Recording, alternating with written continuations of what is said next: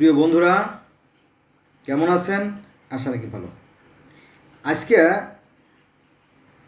আমি ইউনূস নবীর যে মাছে খেয়ে ফেলার যে কাহিনী, এই কাহিনীটা 5টা ধর্ম থেকে আলোচনা করব। খুবই ইন্টারেস্টিং হতে যাচ্ছে, আপনারা আমার সাথে থাকবেন। আপনারা জানেন যে বর্তমান পৃথিবীতে 5টা ধর্ম রাজত্ব করতেছে। কটা ধর্ম? 5টা ধর্ম। এটা হচ্ছে সনাতন, ইহুদি, খ্রিস্টান, ইসলাম, বৌদ্ধ। জানেন তো, তাই না? তো কমপক্ষে 5টা ধর্ম থেকে সেই যে ইউনূস নবীকে মাছে গিলে খাওয়ার কাহিনী, সেটা আলোচনা করব। চলেন শুরু করি, ভালো লাগবে। বয়সের দিক থেকে অবশ্যই সনাতন ধর্মকে শ্রদ্ধা করা উচিত, সম্মান করা উচিত, আমি মনে করি আর কি। যেহেতু আমি জগতের বিভিন্ন ধর্মের ছাত্র, আমি কম্পেয়ার করার মতো যোগ্যতা সৃষ্টিকর্তা আমাকে দিয়েছেন। কম্পেয়ার মানে তুলনা করার মতো। এইভাবে 5টা ধর্ম থেকে এভাবে যে মাছে গিলে খাওয়ার যে কাহিনীটা, আমার মনে হয় যে এভাবে খুব কঠিন, যে কেউ বলতে পারবে না আর কি। তো সৃষ্টিকর্তার অপার লীলা আমাকে বলার তৌফিক দিয়েছে, যেন তার কাছে লক্ষ কোটি শুক্রিয়া। আপনারা আমার সাথে থাকবেন, ভালো লাগবে। চলুন শুরু করি। আমরা বয়সের দিক থেকে আমরা সনাতন বা হিন্দু ধর্মের যে মাছে গিলে খাওয়ার যে কাহিনীটা, সেটা আলোচনা করব, ঠিক আছে?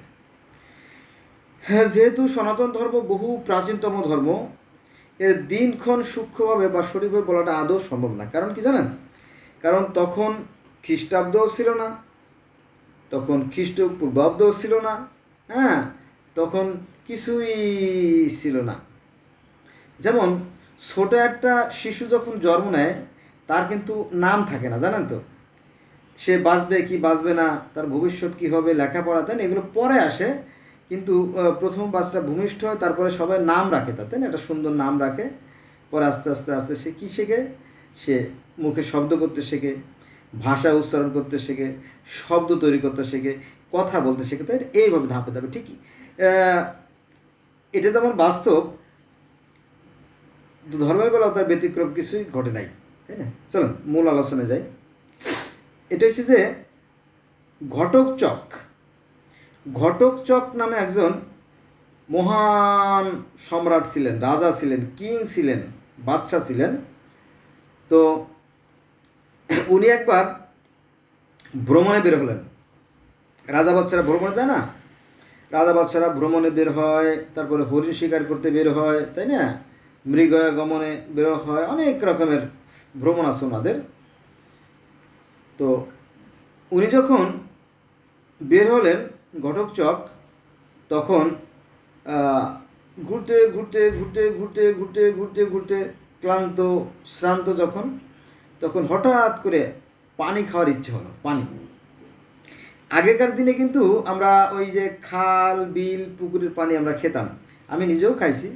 আমার মনে আছে 88 সালে যখন আমি বিলে ধান কাটতে গেলাম, তো ওই বিলের পানি খাইছি। তখন স্বচ্ছ, একদম কাচের মতো স্বচ্ছ পানি ছিল। সেই পানিগুলো এখন বিষে পরিণত হয়ে গেছে। ওই যে বিভিন্ন ধরনের কেমিক্যাল, সার, কীটনাশক ব্যবহারের ফলে, নোংরা আবর্জনার ফলে পানি আর পানি নাই, আর মাছেও তেমন স্বাদ নাই, ফসলেও পুষ্টি নাই, স্বাদ নাই, ঘ্রাণ নাই। ঠিক আছে, কথা অন্য কথা বললাম। তো এই ঘটোৎকচ যখন তিনি ভ্রমণে বের হলেন, ভ্রমণ বের হলে পানি খাওয়ার খুব ইচ্ছে হলো। পানি খাওয়ার ইচ্ছে হলে উনি জলাশয়ে গিয়ে পানি খাওয়া শুরু করলো। হাতে তো, তাই না, হাত গ্লাসের মতো, দেখেন হাতটা অনেকটা কাপের মতো, গ্লাসের মতো। সৃষ্টিকর্তা কি অপার লীলা, কখনো ক্লিয়ার করছেন? এই দেখেন, এই যে এনাফ, এটা দিয়ে কিন্তু পানি খাওয়া যায়। তো উনি কী করলো, যখন পানি খেতে গেছে তখন হঠাৎ করে একটা মাছ তাকে গিলে ফেলছে। ঘটোৎকচকে গিলে ফেলছে। তখন উনি তো আচমকা বুঝতে পারেন না কী ব্যাপার, কী হলো, আমি কোথায়। তো যদিও এই তথ্যটা সঠিক না, তারপরও বলি আর কি। তো সেখানে লেখা আছে যে উনি ভিতরে মশাল জ্বালালেন। মশাল জ্বালানোর পরে দেখলেন যে উনি একটা বদ্ধ ঘরে মাছের পেটের ভিতরে তিনি অবস্থান করছেন। আর আগের স্মৃতি তো মনে পড়ছে যে আমি তো এবার পানি খেতে গেছিলাম। কি করা, পরে তিনি আমাদের আমি যেহেতু মুসলমানের সন্তান, আমাদের মতে আমরা আল্লাহ আল্লাহ আল্লাহর নাম নই, সেই সৃষ্টিকর্তার নাম নেই। তো ওখানেও ওর ব্যতিক্রম ঘটে না, ওখানে উনি সেই সৃষ্টিকর্তা, যিনি বিষ্ণু, যিনি গোবিন্দ, যিনি নারায়ণ, যিনি হরি, যিনি প্রজাপতি, যিনি পরমাত্মা, যিনি পরমেশ্বর। কথাটা হয়তো অনেকে বুঝবেন না যে হরি, হরি মানে কি, সেই নিরাকার অদৃশ্য জ্যোতিময় সেই সৃষ্টিকর্তার কথা বলা হয়েছে। তো সনাতন ধর্মে যারা আছে তারা ওই হরি বলে, নারায়ণ বলে, ঠাকুর বলে, গোবিন্দ বলে, ঈশ্বর বলে, বিষ্ণু বলে, ব্রহ্মা বলে, মানে সবই সে, তার থেকে সব কিছুর সৃষ্টির সূচনা। বোঝা গেছে? ওই একই কথা, এক দেশের গালি আর এক দেশের বলি। মানুষ বুঝতে চায় না, মানতে চায় না। সমস্যা এখানে যে মানুষের মধ্যে অহংকার, হিংসা, এই হিংসা, বাদাবাদি, ঘৃণা থেকে এই ধর্মের সৃষ্টি। ঠিক আছে? কিন্তু সৃষ্টিকর্তার বিধানে কোনো পরিবর্তন নাই, যেটা বলছিলাম। তো সেই ঘটকচর যখন সেই তার মাছের পেটের ভিতরে যখন বিষ্ণুর নাম স্মরণ করতে লাগলো, তখন আস্তে আস্তে আস্তে আস্তে সে সেই পেটে আর হজম হলো না। হজম হলো না মানে বুঝছে না? সৃষ্টিকর্তার কুদরত, তো তার নামের বরাকতে। ওই যে একটা গানের কথা বলতে হয়, হায় বড় পীর আব্দুল কাদের জিলানে জিলানি, তোমার নামের গুণে আগুন হয়ে যায় পানি। তাই না? অনেকটা এরকম দেখি। তো দেখেন যে হায় বড় পীর আব্দুল কাদের, আব্দুল কাদের জিলানির নামের বরাকতে আগুন পানি হয়ে যায়। একটা গান আছে, কবিতা আছে।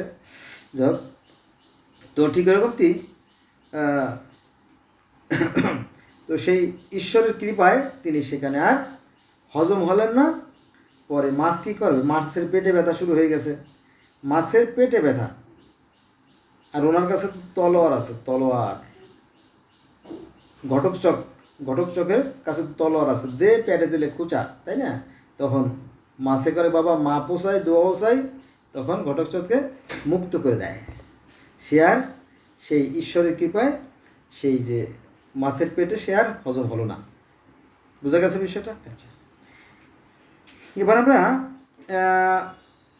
আলোচনা করব বয়সের দিক থেকে।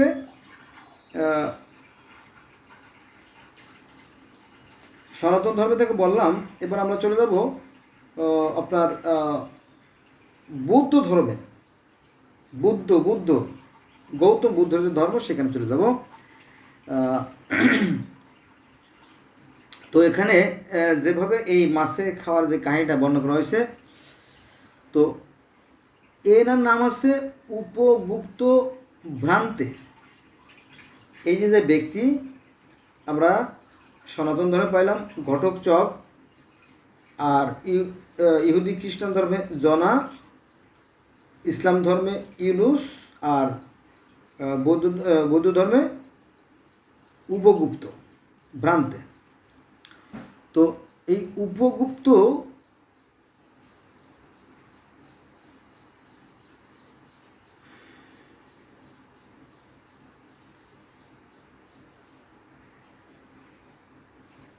আচ্ছা,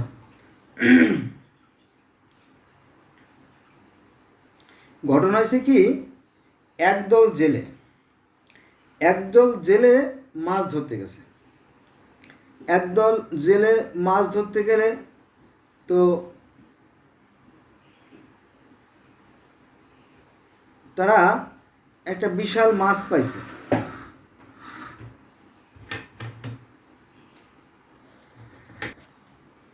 তো ওই জেলেদের জালে বড় একটা মাছ পাইছে। তো বড় একটা মাছ পেলে এই মাছ কোথায় বিক্রি করবে? বিক্রি করতে করতে করতে রাজার কাছে নিয়ে আসছে যে স্যার, বিশাল একটা মাছ পাইছি, এই মাছটার কাস্টমার আপনি ছাড়া কেউ হইতে পারেন না, কারণ এত বড় মাছ সাধারণত আমাদের জালে পাওয়া যায় না, আপনার কাছে নিয়ে আসছে। তো রাজা নিশ্চয়ই বকশিস দেবে, বড় মাছ, দামও ভালো পাবে। রাজার কাছে নিয়ে আসছে, রাজা তো মহা খুশি, বাহ, এত বড় মাছ তো আমি জীবনে দেখি নাই, এই দামটা চুকিয়ে দাও। রাজা জেলেদের দাম চুকিয়ে দিল। পরে যখন এই মাছ যখন কুটতে গেছে, অর্থাৎ আঁশটা ফেলতে গেছে, তখন দেখে কি যে এই মাছের পেটে একটা মানুষের বাচ্চা, মাছের পেটে মানুষের বাচ্চা। তখন তো এটা অতি আশ্চর্য ঘটনা, কি ব্যাপার, মাছের পেটে আবার মানুষের বাচ্চা হয় না। এই তো যাই হোক, এই বাচ্চাকে পালে, আস্তে আস্তে বড় হয়। যতই বড় হয় তখন এই মাছের বাচ্চা, অর্থাৎ সেই এটা মেয়ে বাচ্চা ছিল, মেয়ে বাচ্চা। তো এই মেয়ে বাচ্চা শরীরের যে গন্ধ, খালি গন্ধ আর গন্ধ, মাছের গন্ধ। কি মুশকিল, এই মাছের গন্ধ তো আর কেউ থাকতে পারে না। তখন রাজা একটা সিদ্ধান্ত নিল, না, এই মেয়ে, ওই যে মাছের পেটে জন্ম নিয়ে যে মেয়ে, মাছের পেটে মানুষের সন্তান, তো এই মাছের পেটে মানুষের সন্তান, কিন্তু মানুষের শরীরে মাছের গন্ধ, এটা অতি আশ্চর্য ঘটনা। তো তারপরে বলো যে না, এই গন্ধ আর বাড়িতে থাকা যায় না, রাজ দরবারে চারিদিকে খালি মাছের গন্ধ, মাছের গন্ধ, মাছের গন্ধ, ওই যে মেয়ের শরীরে যে গন্ধ, এটা ছড়ায়। তো রাজা সিদ্ধান্ত নিল যে এই মেয়েকে আর রাখা যাবে না, একে বিদায় করতে হবে। তখন কি করবো, রাজা কি করলো, কাঠের একটা নৌকো তৈরি করলো, কাঠের একটা নৌকো তৈরি করে সেই নৌকোয় যথেষ্ট পরিমাণে খাবার দিয়ে তাকে সাগরে ভাসায় দিল।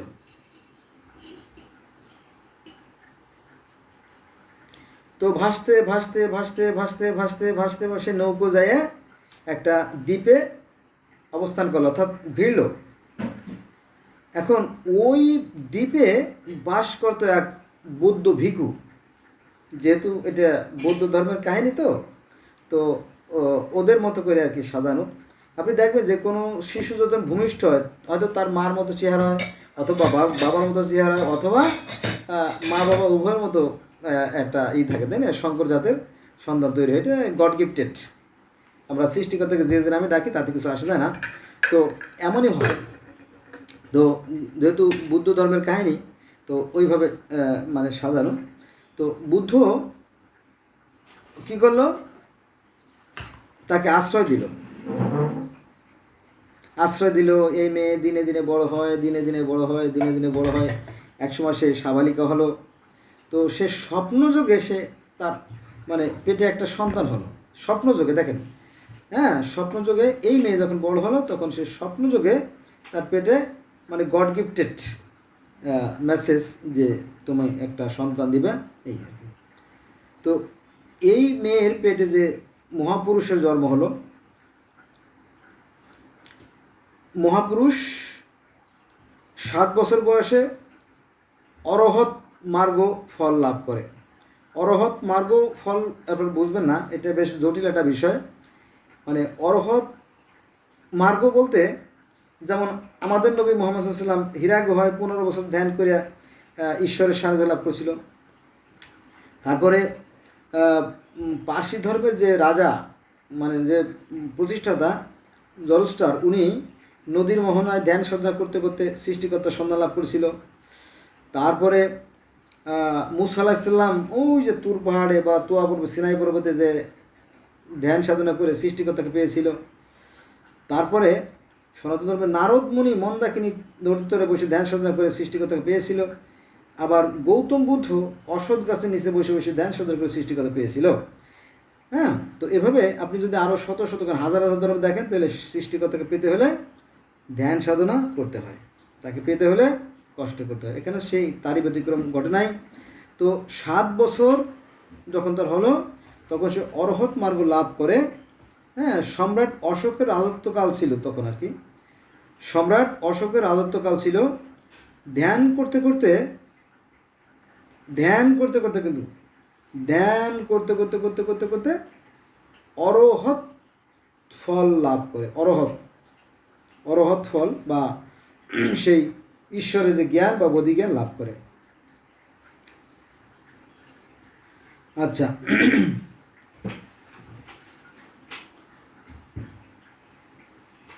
তারপরে বুদ্ধের কায়িক দৃশ্য, কায়িক দৃশ্য বুঝছেন? কায়িক মানে কায়া, বডি। বুদ্ধের কায়িক দৃশ্য লাভ করে, কায়িক রূপ লাভ করতে করতে পরে মাত্র 2 জন মহাকাল নাগ এবং দেবপুত্র মার্গ বুদ্ধের 32 লক্ষণ,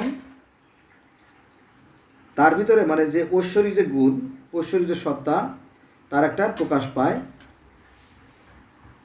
মহাকাল নাগ এবং দেবপুত্র মার্গ বুদ্ধের 32 প্রকার লক্ষণ, 80 প্রকার অনুব্যঞ্জন সহ অতুলনীয় দেহপ্রভা বুদ্ধের ধর্মকায় নয়ন রঞ্জন স্বরূপ দেহ অপরূপ ও রশ্মি অচিন্তনীয়।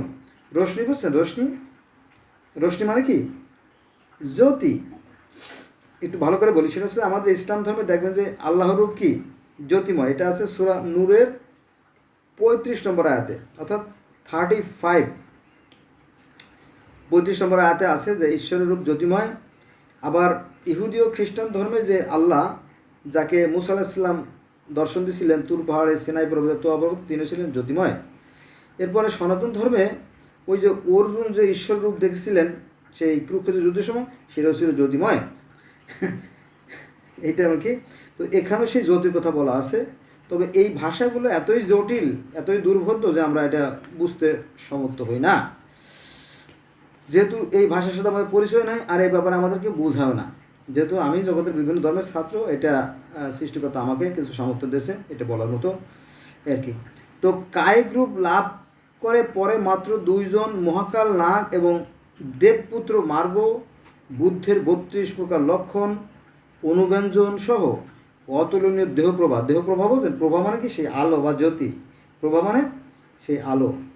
আবার রশ্মি মানেও আলো। নয়ন রঞ্জন স্বরূপ দেহ অপরূপ 6 রশ্মি অচিন্তনীয় স্নিগ্ধ সম উজ্জ্বল প্রভা প্রকাশ করে ধ্যানে অনুপম রশ্মি মারের বৌদ্ধরূপ লাভ করে। ঠিক আছে?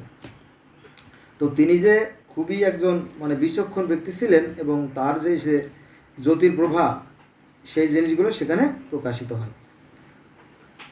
তাহলে আমরা 1 নম্বরে সনাতন ধর্মের ঘটক চক আর বৌদ্ধ ধর্মের গুপ্ত উপগুপ্ত আর এই দুটো বিষয় নিয়ে আলোচনা করলাম। এবার আমরা চলে যাব জনা। জনা হচ্ছে ইহুদি ও খ্রিস্টান ধর্মে জনার কাহিনী আছে। হ্যাঁ, আপনি যদি ইউনুস নবীর মাছের কাহিনী খুঁজেন তাহলে আপনারা খুঁজে পাবেন না। নাই নাই নাই। কারণ কি? ওখানে নামই চেঞ্জ হয়ে গেছে।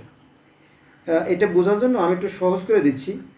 মনে করেন যে হযরত মুসা আলাইহিস সালাম যখন মিশর থেকে চলে গেলেন মাদিয়ান শহরে, মাদিয়ানে যে তিনি নবী শোহেবের যে 2 কন্যা ছিল, এই 2 কন্যাকে বিবাহ করার পরে তারপরে সেখান থেকে আবার কেনানের উদ্দেশ্যে, অর্থাৎ বর্তমান যে ফিলিস্তিন, প্যালেস্তাইন এবং বর্তমান যে ইসরায়েল যে যুদ্ধ হচ্ছে, তো এটার পূর্ব নাম ছিল কেনান। আর সেখানে আলাদা ধর্ম ছিল, কেনানাইট ধর্ম। কেনানাইট ধর্মও ছিল আলাদা, দেশও ছিল আলাদা। পরবর্তীতে বিভক্ত হয়ে এখন ইসরায়েল, ফিলিস্তিন। আবার ফিলিস্তিনের আগের নাম ছিল প্যালেস্টাইন। এটা জটিল বিষয় না, এরকম আর কি। এভাবে সময়ের পরিবর্তনের সাথে মানে পরিবর্তন হয়ে গেছে আর কি। তো মুসা আলাইহিস সালাম মিশর থেকে যখন মাদিয়ানে গেলেন নবী শোয়েবের বাড়িতে, তো এই নবী শোয়েবকে আবার ইহুদি খ্রিস্টান কী বলে জানেন? পুরোহিত জেত্র বলে। তারা নবী বলে না, তারা বলে পুরোহিত, অর্থাৎ ধর্মগুরু জেত্র। এই নবী শোয়েবকেই বলে কি? জেত্র বলে। একই কাহিনী এক এক ধর্মে এক একভাবে হয়ে গেছে। তো ওরকমটি এই জনা, ইহুদি ও খ্রিস্টান ধর্মে যে নামটা আসছে জনা, এই জনা ছিল খুবই পুণ্যবান ব্যক্তি, খুবই সৎ এবং ন্যায়পরায়ণ বাদশাহ। তো ওনাকে হঠাৎ করে এক সময় একটা মাছে গিলে ফেলে। যেহেতু উনি পুণ্যবান ব্যক্তি ছিলেন, উনি সৃষ্টিকর্তাকে স্মরণ থেকে বিশুদ্ধ হন নাই, সৃষ্টিকর্তাকে উনি স্মরণ করতেছিলেন। স্মরণ করার এক পর্যায়ে সৃষ্টিকর্তা তারপর সন্তুষ্ট হন এবং তিনি আর মাছের পেটে কি হজম হয়ে যান না। সেখান থেকে মাছে কী করে বমি করে তাকে একটা দ্বীপে ফেলে দেয়, সে সেখান থেকে উদ্ধার হয়ে মুক্ত হয়ে আবার স্বদেশে ফিরে আসে। আমি সংক্ষেপ বললাম, 2 ঘন্টার কাহিনী মাত্র 2 মিনিটে বললাম। তাহলে আমরা দেখলাম সনাতন ধর্মে ঘটোৎকচ, বৌদ্ধ ধর্মে উপগুপ্ত, আর ইহুদি ও খ্রিস্টান ধর্মের জনা, আর আমাদের ইসলাম ধর্মে কোরআনে আসছে আপনার ইউনুস নবীর কাহিনী। ইউনুস নবীর কাহিনী, ইউনুস নবীকে মাছে গিলে ফেলে, পরে সেখান থেকে তিনি আবার মুক্ত হন। একটা আছে, ইসলামিক গান আছে বা কবিতা আছে, আল্লাহু আল্লাহু তুমি জাল্লে জালালুহু, শেষ করা তো যায় না গিয়ে তোমার গুণগান। আল্লাহু আল্লাহু তুমি জাল্লে জালালুহু, শেষ করা তো যায় না গিয়ে তোমার গুণগান। তুমি রহিম রহমান, তুমি গফুর গফার, অনন্ত অসীম তুমি রহিম রহমান। গানটা ভুলে গেছি। শিশু মুসা নবীরে যখন দুশ্মনেরই ডরে, সিন্ধুকে ভরিয়া দিল ভাষায় সাগরে, প্রাণে ছিল যেথায় ভয় সীতায় পেল সে আশ্রয়। মানে শত্রুর হাতে তুমি বাঁচাইলে প্রাণ। তারপর এখানে বলা আছে যে তখন ইউনুস নবীরে খাইল মাছেতে গিলিয়া, ফেরেস্তা পাঠাইয়ে দিলে ইসমে আজম দিয়া।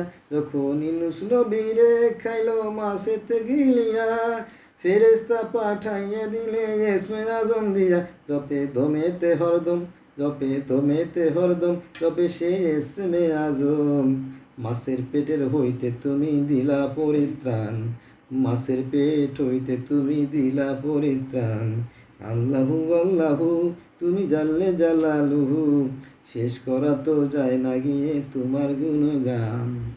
তো বন্ধুরা, আমি যেহেতু জগতের বিভিন্ন ধরনের ছাত্র, আমার মতো হয়তো খুব কম লোকই বলবে। আমি দীর্ঘদিন ধরে এই সমস্ত ধর্ম নিয়ে কী করে আসছি। তো আমরা দেখলাম, আমি একই কথা বারবার বলতেছি, সরি ফর দ্যাট, মাইন্ড করবে না। তাহলে সনাতন ধর্মে ঘটোৎকচের কাহিনী আছে, যে মাছে গিলা কাহিনী, এবং সে মাছ থেকে উদ্ধার হন। তারপরে আছে বয়সের দিক থেকে দ্বিতীয় হচ্ছে বৌদ্ধ ধর্ম, সেখানেও সে উপগুপ্ত, সেখানেও আমরা মাছের পেটে হজম না হওয়ার যে কাহিনী সেটা আমরা জানতে পারি। তারপরে ইহুদি ধর্ম এবং খ্রিস্টান ধর্মে আমরা সেই জনার কাহিনী জানতে পারি, তাদেরকে মাছে হজম করতে পারে নাই। আমরা ইসলাম ধর্মেও সেই একই কাহিনী জানতে পারি। তার মানে পৃথিবীতে মানে অ্যাটমস মানে 5টা ধর্ম, তাই না? 5টা ধর্ম রাজত্ব করতেছে, সনাতন, বৌদ্ধ, ইহুদি, খ্রিস্টান, ইসলাম, তাই না? এই 5টা ধর্মের লোক সংখ্যা সবচেয়ে বেশি।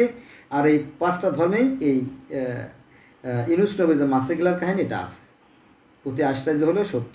কিন্তু আমরা সাধারণত যেটা হয় সেটা হচ্ছে যে ওই যে হিংসা, বিদ্বেষ, ঘৃণার কারণে আমরা কি অন্য ধর্মগুলো আমরা জানার চেষ্টা করি না, জানি না, ফলে আমাদের এই ভিতরকার যে বিভেদ এটা আর যায় না।